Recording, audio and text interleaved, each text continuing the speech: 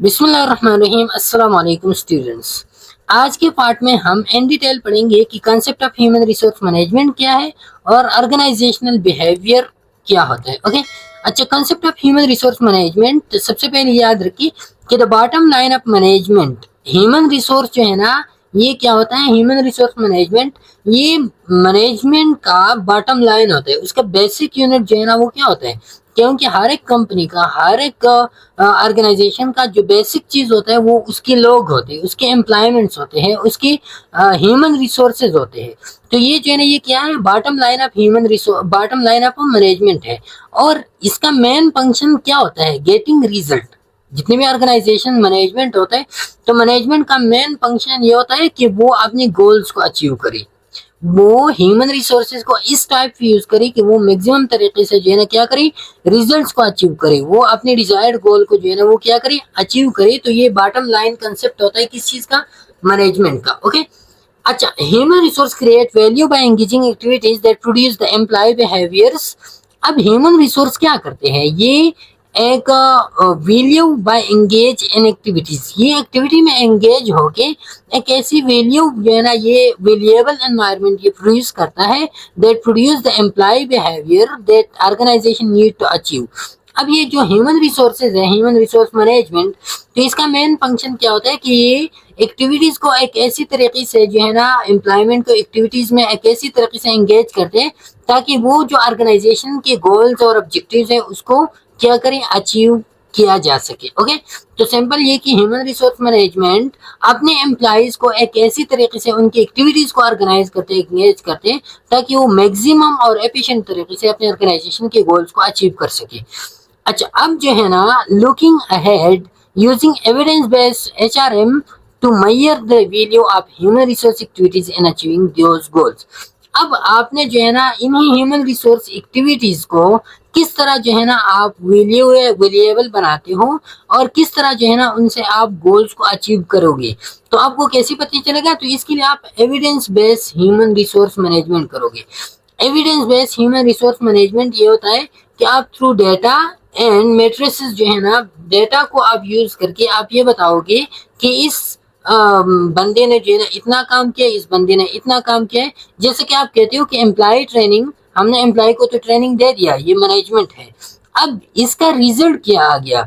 तो cell performance जो है ना वो इंक्रीज हो गया। कितना इंक्रीज हो गया? तो ये जब आप बताते हो कि हमने जो है ना ट्रेनिंग पे हमने जो है ना 1 लाख रुपये स्पेंड की थी और सेल परफॉर्मेंस में इंक्रीज आ गया 3 लाख। तो ये क्या है? ये evidence based human resource management है। उसका रिजल्ट आपको जो है ना पता चला कि हमारे गोल्स में जो है ना हमारे ऑब्जेक्टिव अचीव होते या नहीं होते। ओके, अच्छा, ऑर्गेनाइजेशनल बिहेवियर क्या होता है? Organisational behaviour the study of individual behaviour and the organisation. एक इंडिविजुअल बिहेवियर का ऑर्गेनाइजेशन की सिटिंग पे, ऑर्गेनाइजेशनल बिहेवियर की सिटिंग पे जो है ना, ऑर्गेनाइजेशन की सिटिंग पे क्या इफेक्ट्स होते हैं, क्या असरात होते हैं? This include the study of how individual behave alone as well as how individual behave in group. ये बेसिकली ये आपने स्टडी करना है कि इंडिविजुअल अलोन जो है ना किस तरह, अकेला जब होता है तो किस तरह बिहेव करता है, और जब ग्रुप में होता है तो किस तरह बिहेव करता है। Organizational behavior is an interdisciplinary field dedicated to understanding individual and group behavior. ये सिंपल ऑर्गेनाइजेशनल बिहेवियर इसी चीज को कहते हैं कि आप जो है ना इंडिविजुअल और ग्रुप बिहेवियर को आप अंडरस्टैंड कर सको। जब आप इंडिविजुअल और ग्रुप बिहेवियर जब आप अंडरस्टैंड करते हो थ्रू ऑर्गेनाइजेशनल बिहेवियर, तो उसके इम्पैक्ट्स क्या होते हैं वो आप इधर देखिए। अच्छा, अब जो है ना इधर हम पढ़ेंगे कि इम्पैक्ट्स ऑफ बिहेवियर, बिहेवियर क्या क्या इम्पैक्ट होता है ऑर्गेनाइजेशन के सीटिंग पे। ओके, तो सबसे पहले हम nurse manager role, nurse manager behaviour के बारे में बात करेंगे। The increase complexity and multiplicated nature of the nurse manager role. Nurse manager की जो रूल है वो क्या होता है? वो कम्प्लेक्स होता है और वो मल्टीप्लिकेटेड इन नेचर होता है। जैसे कि उनके साथ जो है ना क्लिनिकल एक्सपर्टीज होते हैं, लीडरशिप स्टाइल्स, उनके एडमिनिस्ट्रेटिव रूल्स, ये सारी की सारी चीजें जो है ना ये क्या करते हैं? ये कम्प्लेक्स और मल्टीप्लिकेटेड रूल है और ये अफेक्ट करते हैं हेल्थ केयर डिलीवरी सिस्टम को। Okay, the influence of the nurse manager and the hospital environment. साथ साथ में नर्स मैनेजर का जो इन्फ्लुएंस होता है वो भी हॉस्पिटल एनवायरनमेंट में जो है ना वो किया है, तो वो भी जो है ना नर्स मैनेजर का जो बिहेवियर होता है वही बिहेवियर जो है ना उनके हॉस्पिटल एनवायरनमेंट को अफेक्ट करता है, क्योंकि नर्स मैनेजर ऑलरेडी इन्फ्लुएंशियल होता है हॉस्पिटल एनवायरनमेंट भी। Specific competencies that comprise the nurse manager rule management education and development. अब नर्स मैनेजर के साथ जो कॉम्पिटेंसीज होते हैं जैसे कि एजुकेशन है, जैसे कि डेवलपमेंट है, तो ये भी मेन रोल परफॉर्म करता है हॉस्पिटल के एनवायरनमेंट पे या हॉस्पिटल मैनेजमेंट सिस्टम पे। तो ये चीजें जो है ना, ये जो स्पेसिफिक कॉम्पिटेंसीज होते हैं वो इसको किस तरह यूज करते हैं, तो ये भी उसके बिहेवियर पे जो है ना असरअंदाज होते हैं। Okay, the quality improvements lead to the core variables of culture, leadership, communication and complex management needs to be implemented by the nurse manager is key part of the nurse manager role in order to influence both patient outcome and staff satisfaction। अब ये जो काम होता है जैसे कि culture variables, जैसे कि लीडरशिप है, कम्युनिकेशन है, कॉम्प्लेक्स मैनेजमेंट है, तो ये सारी की सारी चीजें काम जो है ना किन के, ये नर्स मैनेजर के होते हैं। अब ये वाली चीजें जब नर्स मैनेजर इम्प्लीमेंट करेगा तो इसी से क्वालिटी इंप्रूवमेंट होगा, इसी से पेशेंट आउटकम्स और स्टाफ सेटिस्फेक्शन वो क्या होगी, वो इंक्रीज होगी। The nurse manager rule can have a direct impact on the system and processing and process impacting. ये नर्स मैनेजमेंट का या नर्स मैनेजरियल रूल का डायरेक्ट इफेक्ट होता है सिस्टम पे और प्रोसेसेस पे, क्योंकि नर्स मैनेजर जो है ना वो डायरेक्टली उसकी जो रूल है, लीडरशिप स्टाइल है, उसके एडमिनिस्ट्रेटिव रूल है, सब कुछ जो है ना डायरेक्टली इम्पैक्ट करते हैं मैनेजमेंट सिस्टम को। Outcomes such as cost, quality, personal and performance matrices। अब नर्स मैनेजर की बिहेवियर का अंदाजा आपको कैसे पता चलेगा कि उन्होंने किस तरह जो है ना अपनी इन फंक्शन को परफॉर्म किया, तो वो जो है ना कास्ट से, क्वालिटी से, पर्सनल एंड परफॉर्मेंस मैट्रिसेस से, अप्राइजल से, आपसे जो है इनसे जो है ना आपको इनके आउटकम्स का पता चलेगा कि इनके बिहेवियर ने जो है ना किस तरह इम्पेक्ट किया ऑर्गेनाइजेशन की सेटिंग को। ओके, अच्छा फिर जो है ना health resource management and health care globally. अब ग्लोबली जो है ना हेल्थ रिसोर्स मैनेजमेंट किस तरह कंसिडर किया जाता है। Within many healthcare system worldwide, increased attention is being focused on human resource management। अब वर्ल्ड वाइड जो है ना ह्यूमन रिसोर्स मैनेजमेंट पे क्या होता है, फोकस होता है। Specifically human resource are one of the three principal health system inputs, with the other two major inputs being physical capital and consumable। अब जो ह्यूमन रिसोर्स मैनेजमेंट है, ये जो थ्री बेसिक इनपुट्स होते हैं विद इन ऑर्गेनाइजेशन, तो उसमें ये एक बेसिक वन है, और जो बाकी दो है इसमें एक है फिजिकल कैपिटल है, जो बिल्डिंग इक्विपमेंट्स इन्वेस्टमेंट वगैरह होते हैं, और जो कंज्यूमेबल है जैसे कि मेडिकेशन है, सप्लाईज, रिसोर्सेज वगैरह, रॉ मटेरियल, तो ये आते हैं कंज्यूमेबल में। तो ऑर्गेनाइजेशन में तीन बेसिक चीजें होते हैं, एक होता है कंज्यूमेबल, एक होता है फिजिकल कैपिटल, और तीसरा होता है human resource. Okay, depicts the relationship between health system inputs, management, budget elements and expenditure categories। और ये जो ह्यूमन रिसोर्स मैनेजमेंट है, तो इसका रिलेशनशिप किस चीज के साथ होता है, इनपुट्स के साथ, जैसे कि डिस्कस किया।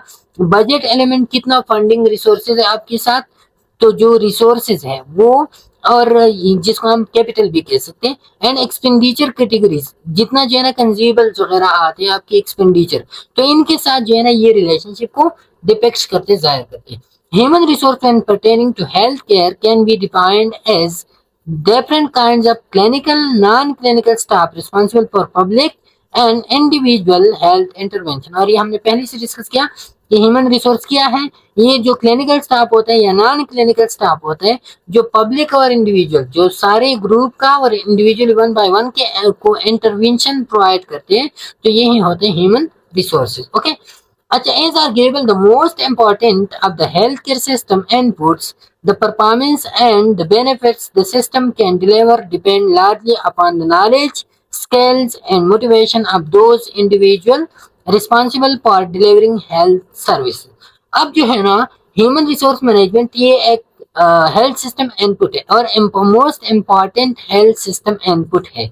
इसी के थ्रू जो है ना the performance and the benefits of the system can deliver depend largely upon the knowledge, skills and motivation of those individual।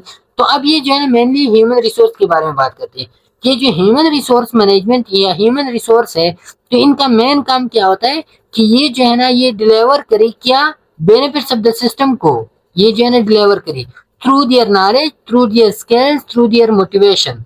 तो अपनी मोटिवेशन स्किल्स के थ्रू जो है ना ये हेल्थ सिस्टम को, ये हेल्थ सिस्टम इनपुट्स है और इसी इनपुट्स के थ्रू जो है ना हेल्थ सिस्टम बेनिफिट्स को जो है ना ये इंक्रीज करेगा। ओके, अच्छा फिर when examining health care system in global context many general human resource issues and question arises. जब ग्लोबली हम देखते हैं तो ह्यूमन रिसोर्स इश्यूज भी अराइज होते हैं, ह्यूमन रिसोर्स के बारे में क्वेश्चन भी अराइज होते हैं। वर्क पोस्ट ट्रेनिंग इश्यूज है, जैसा कि वर्क पोस्ट ट्रेनिंग इश्यूज है, the migration of health workers है, the level of economic development in particular countries and socio demographic, geographical and cultural factors. तो ये सारी की सारी इश्यूज है किन लोगों को, ह्यूमन रिसोर्सेज को वो ट्रेनिंग की इश्यूज है, उनको माइग्रेशन की इश्यूज होते हैं, उनको उनकी इकोनॉमिक डेवलपमेंट की इश्यूज उनको होते हैं, उनको जो है ना सोशियो डेमोग्राफिक इश्यूज उनको होते हैं, उनको जियोग्राफिकल और cultural different types of issues हर जगह भी आप देखें तो ह्यूमन रिसोर्स वाले जो एम्प्लॉयमेंट्स होते हैं उनको ये इश्यूज जो है ना वो होते हैं। अच्छा, अब ह्यूमन रिसोर्स एक्टिविटीज कौन कौन से ह्यूमन रिसोर्स में, तो इसमें दो टाइप्स ऑफ एक्टिविटीज होते हैं, एक होता है ग्लोबली, एक होता है विद इन द ऑर्गेनाइजेशन, एक होता है बाहर वर्ल्ड के साथ, एक विद इन ऑर्गेनाइजेशन। बाहर वर्ल्ड के साथ आप देखिए ये टेक्नोलॉजिकल एक्टिविटीज है, इनकी ग्लोबल एनवायरमेंटल है और साथ में जो है ना जियोग्राफिक है या कल्चरल है, पॉलिटिकल, सोशल, लीगल और economic. Within the organisation जो एक्टिविटीज उनके होते हैं तो वो ऑपरेशन है, साइज, कल्चर और मिशन। अच्छा, तो ये हमने डिफरेंट एस्पेक्ट्स हमने जो है ना वो डिस्कस की कि ये कुछ एक्सटर्नल एस्पेक्ट्स है जो बाहर एनवायरमेंटल है जैसे कि टेक्नोलॉजिकल है, और कुछ जो है ना इंटरनल विद इन ऑर्गेनाइजेशन जैसे कि मिशन हो गया या ऑर्गेनाइजेशनल कल्चर हो गया। तो ये चीज़ें जो है ना ये आपकी एचआरएम एक्टिविटीज़ को जो है ना वो अफेक्ट करती है। आप जो एचआरएम एक्टिविटीज़ आप परफॉर्म करते हो तो आप इन्हीं एस्पेक्ट को देख के आप जो है ना एचआरएम एक्टिविटीज़ आप जो है ना वो प्लान करोगे, वो परफॉर्म करेंगे। ओके, तो कौन कौन सी एक्टिविटीज है एचआरएम एक्टिविटीज, उसको जो है ना हम one by one in detail पढ़ते हैं। तो सबसे पहले ह्यूमन रिसोर्स प्लानिंग होते हैं। प्लानिंग में जो है ना आप एक रोड मैप ह्यूमन रिसोर्सेज के लिए कि ये काम इन्होंने करनी है, इंफॉर्मेशन आपने इकट्ठी करनी होती है और असेसमेंट सिस्टम इसमें होते हैं और इन्हीं की बेस पे जो है ना प्लान्स तैयार की जाती है। फिर जो है ना प्लानिंग के थ्रू इक्वल एम्प्लॉयमेंट अपॉर्चुनिटी, आपने जो है ना इक्वल एम्प्लॉयमेंट अपॉर्चुनिटी आपने देनी है। अगर आप लोगों को हायर करते हो तो आप कंप्लाइंस इख्तियार करोगे। कंप्लाइंस का मतलब ये कि आप जो है ना पेयर ट्रीटमेंट करोगे, बेस्ड ऑन क्वालिफिकेशन कार करोगे। डाइवर्सिटी आप जो है ना क्या करोगे, डाइवर्सिटी को प्रमोट करोगे। उन लोगों को आप हायर करोगे जिसके साथ स्किल ज्यादा हो, जिनके साथ एक्सपीरियंसेस ज्यादा होती है। अफर्मेटिव एक्शंस आप परफॉर्म करोगे। अफर्मेटिव एक्शन मीन कि policies and practices promote equal opportunities. उन पॉलिसीज प्रैक्टिसेस को आप अपनाओगे जो इक्वल अपॉर्चुनिटीज को प्रमोट करते हैं। तो ये आपके अफर्मेटिव एक्शंस होते हैं। अफर्मेटिव एक्शन में आप बेसिकली जो है ना इक्वल अपॉर्चुनिटीज के लिए वो जो पॉलिसीज और प्रैक्टिसेस है उनको अमल में लाओगे। ओके, अच्छा, तो ये है इक्वल एम्प्लॉयमेंट अपॉर्चुनिटीज। फिर इसके बाद स्टॉपिंग होता है। स्टॉपिंग जैसे कि हमने इन डिटेल से पहले पढ़ा, जॉब एनालिसिस है और ये बाद में भी डिटेल से आता है। Job analysis recruitment selection process होते हैं। ह्यूमन रिसोर्स डेवलपमेंट में आता है orientation, training, employment development, career planning, performance management, और ये चीजें जो है ना ये भी बाद में इन डिटेल से आते वन बाय वन डिस्कस करेंगे। कंपेंसेशन एंड बेनिफिट्स में आते हैं वेज, सैलरी, एडमिनिस्ट्रेशन, इंसेंटिव्स और बेनिफिट्स। ये चीजें जो है ना आप इनको कंपेंसेशन में दोगे। ह्यूमन रिसोर्स मैनेजमेंट का ये काम होता है।